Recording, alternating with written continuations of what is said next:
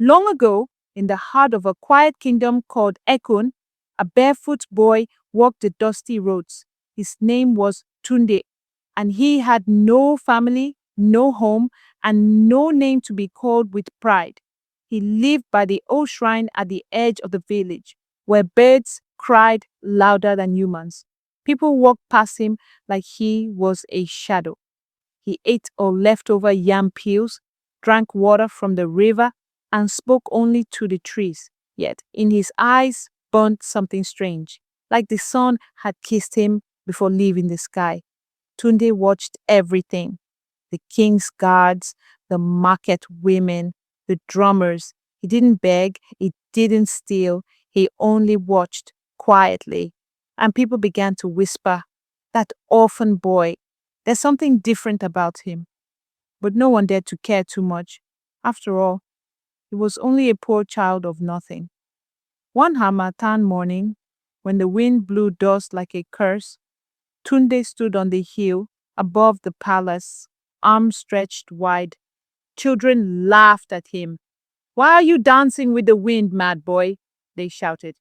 But he didn't stop. Instead, he spoke to the sky. "Tell the king I am coming," he said. The villagers shook their heads. "He's gone mad," the elders whispered. But that night, something happened. The wind, heavy and howling, tore through the market square and lifted the king's crown from his head during a royal speech. People gasped. "A sign!" cried the palace priest, but the king laughed it off. Only one man remembered the strange boy on the hill. That man was the old gatekeeper, Babaseye, who had seen Tunde many times. He rubbed his beard and said quietly, "There is more to that boy than his bare feet." Under the giant baobab tree that stood like an ancient god in the village square, elders gathered and spoke in hushed tones. "The kingdom is restless," one said. "Even the animals behave strangely." A goat had given birth to a calf. A river had dried for 1 hour and returned. All signs the chief priest had locked himself away, fasting. Meanwhile, Tunde sat under the same baobab, drawing symbols in the sand with a broken stick. People stared, afraid but curious. A little girl asked him, "What are you drawing?" He replied, "The way to the king's heart." She laughed. "Kings have no hearts." But Tunde smiled.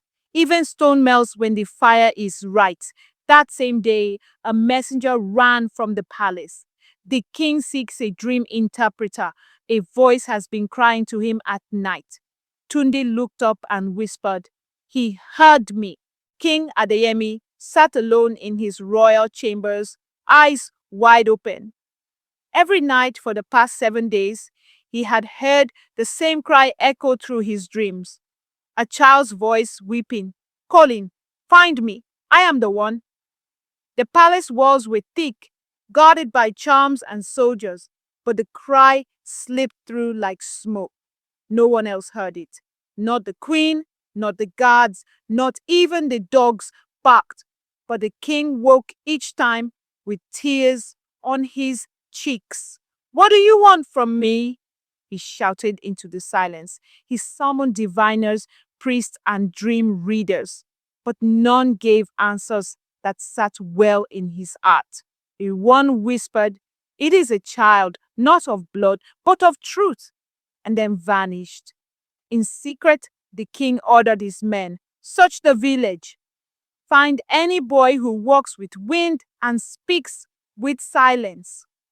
Drums beat at dawn as palace guards stormed through the village.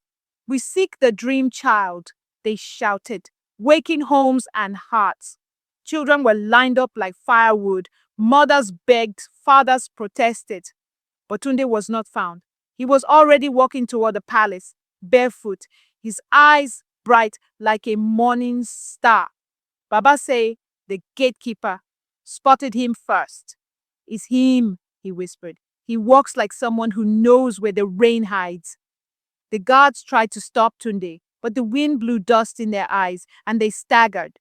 Tunde stepped through the palace gates like he had lived there all his life. I heard the king's tears, he said to Babase. Now I must wipe them.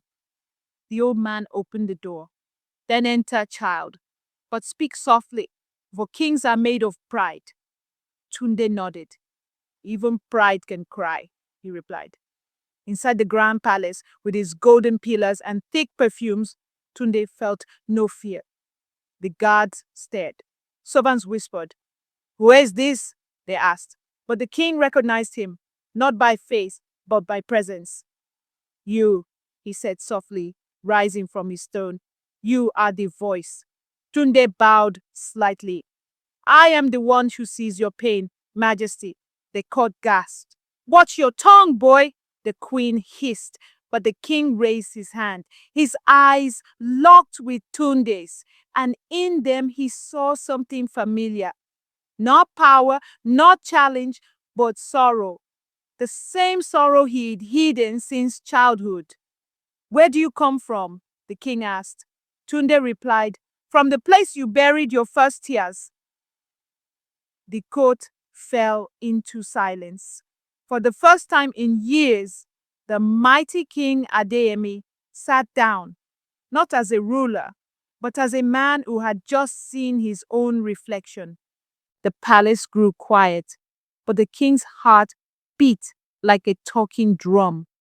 He looked into Tunde's eyes and asked again, Who are you? Tunde stepped forward and spoke words no one expected. Your Majesty, he said gently, you once had a brother who died in the fire of the old temple, but the people never knew he had a son. Gasps rippled through the hall. The king's face changed. That fire, 30 years ago. Tunde nodded. My father was your brother. He saved me, but never lived to speak again. The hall grew colder. Even the chandeliers seemed to tremble. The queen stood up. Impossible, she cried. The child died with him.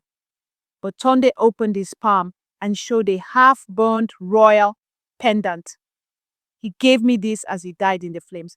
The king reached out with shaking hands. That pendant, only my blood could hold it.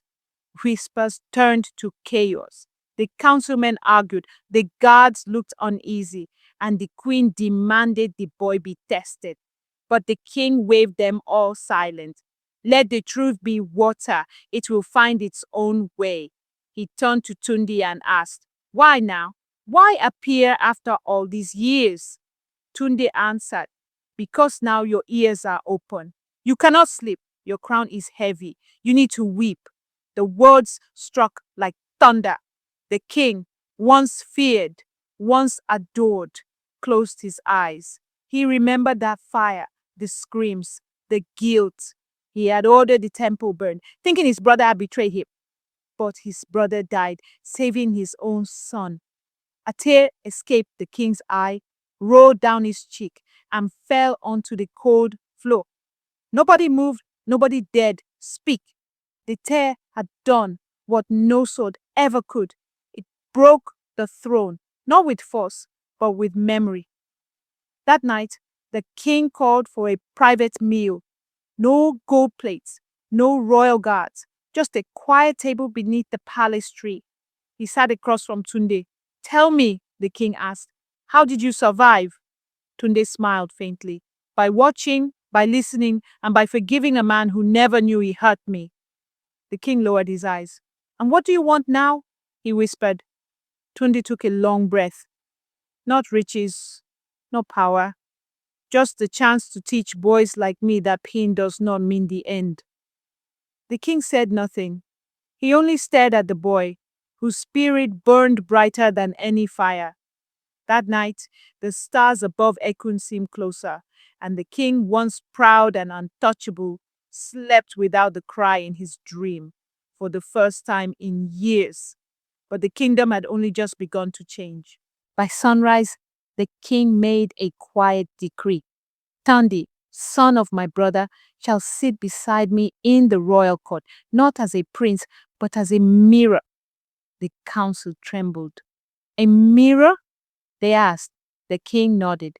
Yes, to remind me what I forget and to reflect what the kingdom hides. Tunde wore no robes, no jewels, yet his voice carried weight. He listened more than he spoke. But when he spoke, even the birds outside seemed to pause. Villagers came to see him, the orphan who now sat beside the throne. Some bowed, some mocked, but all watched. In the market square, they now said, "Not every king wears a crown." The queen watched with cold eyes, folding her hands tighter each day. In her heart, she saw her son's inheritance slipping. But she said nothing. After all, Tude had done nothing except exist. Queen Moremi was no stranger to palace games. She had held the king's favor through charm, power, and calculated silence. But Tunde's presence disturbed her like a loose thread on fine cloth. She called the priests. "Test the boy," she whispered. "Use water, fire, shadow, whatever you need." Hey, they obeyed. Tunde was taken to the sacred chambers. He was asked to walk barefoot on burning ash, to drink bitter cola without grimace, to look into a mirror of truth. Each time he passed without flinching. "He is pure," the priest said. The queen dismissed them, hiding her clenched fists in her wrapper. At night, she walked the corridors of the palace, her mind racing. If he wins the king's full heart, my own son becomes a shadow. Her footsteps echoed like warning drums. The palace was at peace on the outside, but war had already begun inside her soul. Among those watching Tunde closely was a palace guard named Okon. Years ago, he had been part of the mission that burned the old temple, the same fire that killed Tunde's father. Okon had never slept well since. One evening, he approached Tunde quietly near the palace well. "I was there," he confessed. "I lit the torch that swallowed your past." Tunde looked at him without hate. "And now?" he asked. Okon's eyes filled. "I carry ashes in my chest. I waited for this day to say sorry." Tunde placed a hand on his shoulder. "Then pour water on your ashes. Let it grow something new." Okon fell to his knees, crying, not from fear, but from relief. Servants watched, shocked. Tunde said nothing else. But the story spread like wind through dry leaves. The orphan had forgiven a murderer. And suddenly, the palace felt more human than ever before. Prince Folarin, the king's only child, watched Tunde from the shadows of the palace balcony. He was born in silk, raised in gold, yet he had never seen his father laugh the way he did around the orphan. Folarin clenched his fists. "He has no title, no blood rights, no crown," he muttered. But envy is a quiet fire. It burns without warning. At night, Folarin stormed into his mother's chambers. "He's replacing me," he said. Queen Moremi touched his shoulder. "Not if we stop him first." Folarin looked down. "What do you mean?" She leaned in. "The heart that wins the people rules the crown. You must show them that an orphan cannot lead." Folarin nodded slowly. In his chest, jealousy grew fangs. The boy who once played with wooden swords now sharpened words like daggers. The kingdom was still smiling, but the storm had begun to stir. One afternoon, as the king's court debated a land dispute, Tunde spoke boldly. "Let the farmlands be shared with the poor." The nobles gasped. "He dares speak for peasants?" Tunde stood tall. "They feed your tables. Let them. Add to." The king smiled faintly, proud, but others were not. That night, whispers filled the palace halls. "He's dangerous. He wants to uproot the old ways." Folarin seized the moment. He spread a rumor. Tunde plans to steal the throne. It spread like smoke in dry harmattan. Even villagers began to wonder, did he often come with sweet words or secret plans? Tunde noticed the sudden distance. Guards who once greeted him now bowed too quickly. Servants stopped smiling, but he said nothing. He had spoken his truth, and truth was a lonely drum. It beats even when no one dances. Tunde sat beneath the same baobab tree that had once been his shelter. But now it felt different. He was dressed in fine cloth, yet the people passed him without greeting. Even the children avoided his eyes. They fear what they do not understand, Babase told him, sitting nearby. Tunde nodded. I thought honesty was enough. Babase smiled sadly. In a land where lies have roots, truth is a stranger. That night, the queen invited the council for a special feast. Folarin gave a speech praising the traditions of the kingdom, hinting that outsiders should know their place. All eyes turned to Tunde. He did not defend himself. He stood, bowed gently, and left the hall. The king watched in silence, and in that moment he felt something tighten in his chest.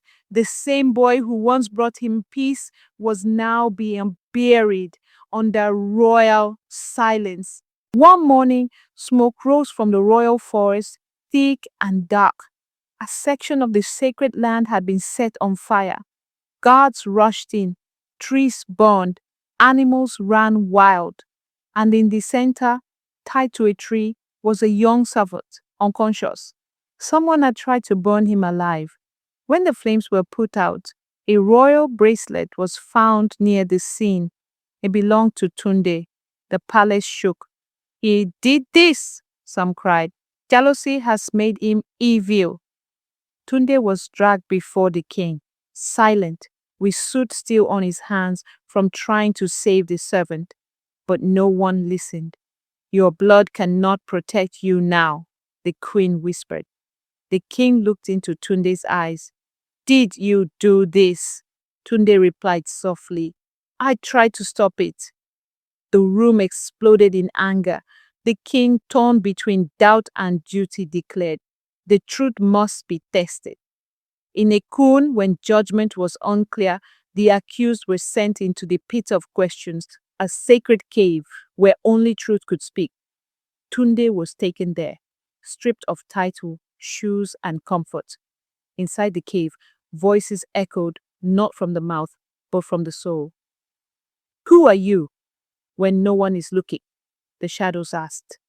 Tunde replied, I'm a boy who lost everything, but chose not to hate. The shadows shifted. Why did you come to the palace?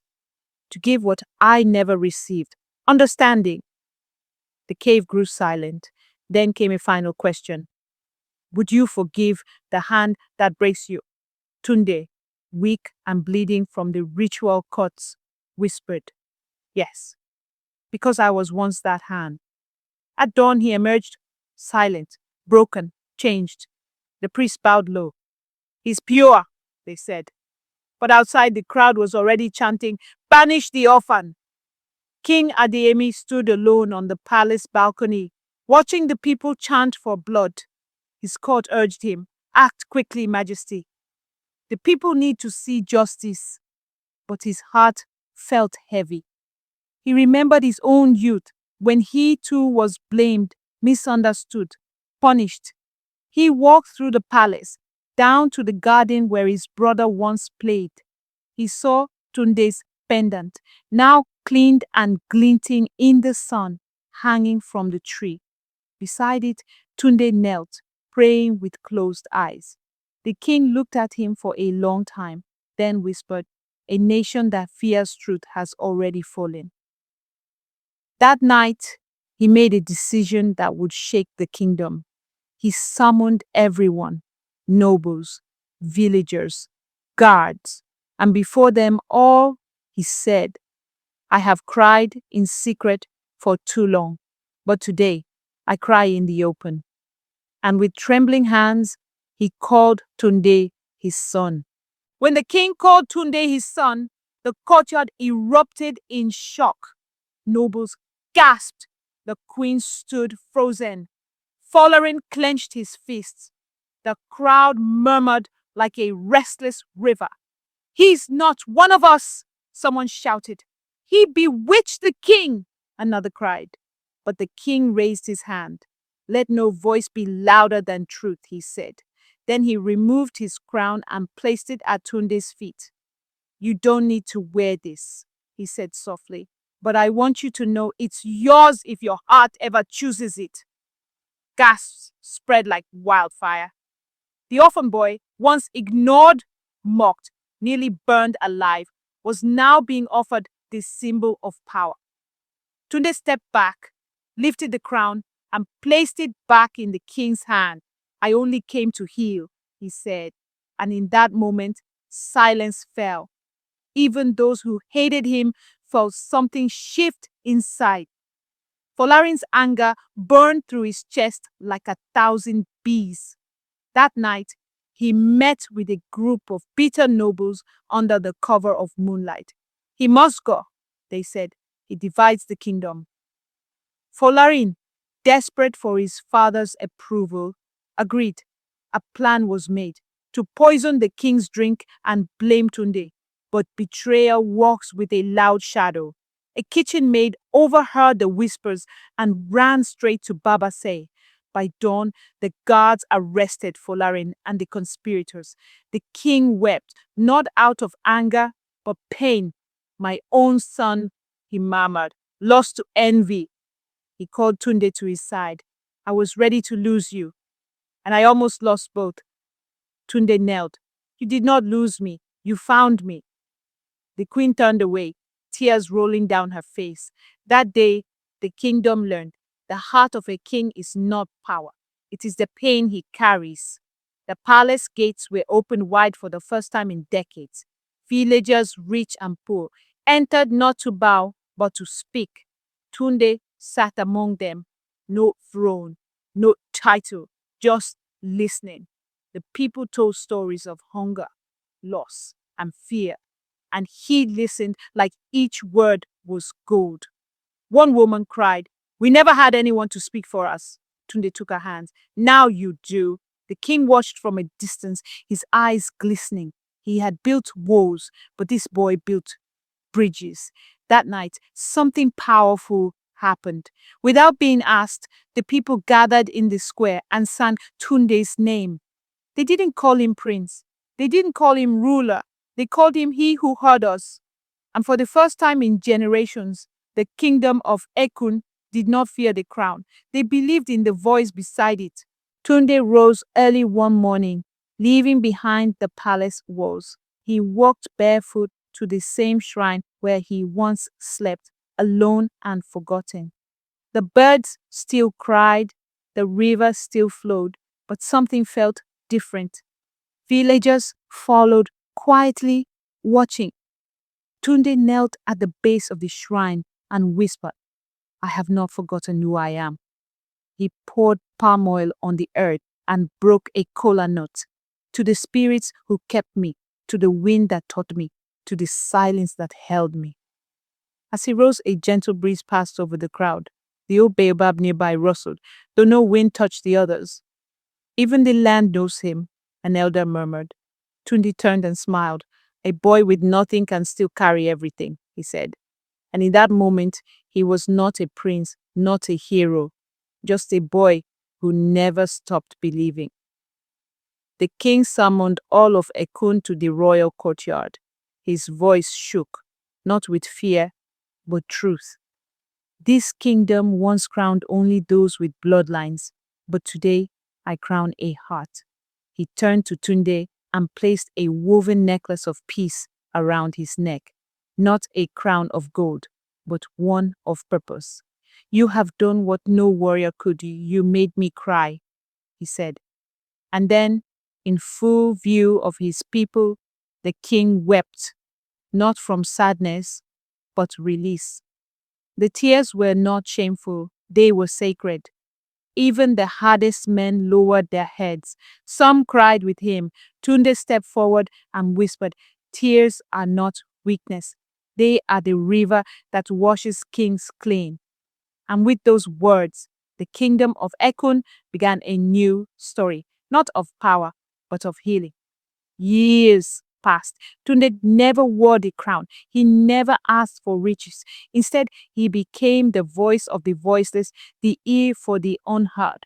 Children sat at his feet under the baobab, learning that greatness does not come from gold, but from grace. The palace changed. So did the people. Even Queen Moremi softened, holding orphans in her arms like they were her own. And Folarin, now older, returned in silence one day, and Tunde embraced him without a word.